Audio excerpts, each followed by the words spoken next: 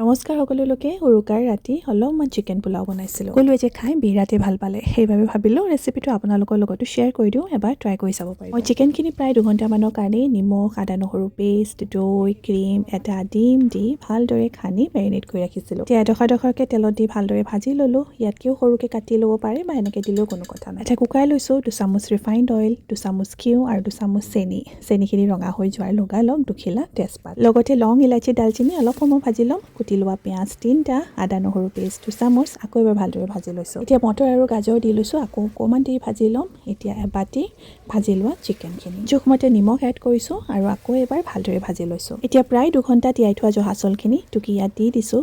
মই 2 কেজি জহা চাউল লৈছোঁ, যিহেতু মোৰ কুকাৰটো অলপমান ডাঙৰ, সেইবাবে 2 কেজি চাউল ইয়াত মোৰ আৰামত জুৰি গৈছে।